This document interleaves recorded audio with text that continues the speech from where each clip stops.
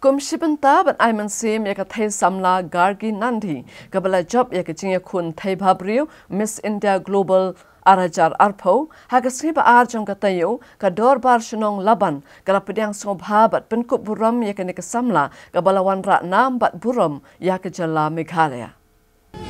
ka gargi nandi kala job yaka jinga kun thai bhabriu bat kalong kaladu banyo yaka na Miss India Global Arajar Arpo kabalapan long dakatanen tika haga jala Goa naduk kakat pra haduk ka arpulai tarik unok pra Arajar Arpo haga babun ngut kitai babriu na keleng ki jala kari kelai shimbanta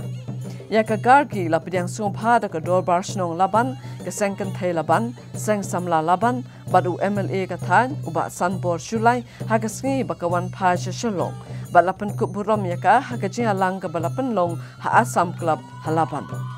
habakran haga jinga lang ka gargi kalapan paw yaka jing angnut banlong kanung kersan bat nong penslur lem yaki bai ki Samla ki badon yaka sap kapong banwan chakmat ban pen paw perthai yaki sap ki pong ka bakidon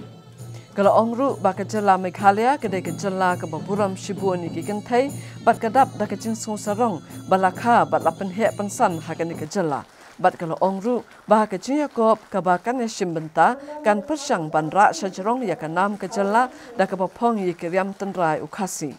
kalapan paru iki jing sngongu iki yeng kesem baju ba sanbor Shulai baju kiwai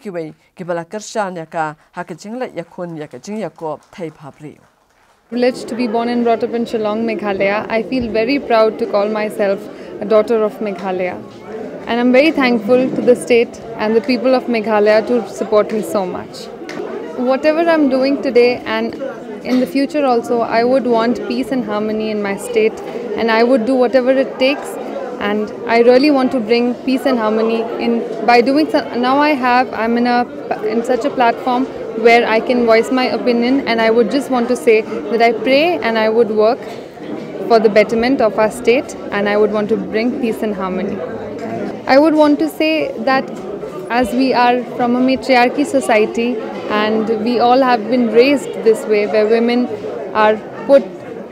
ahead in everything, so I would want to say that everybody should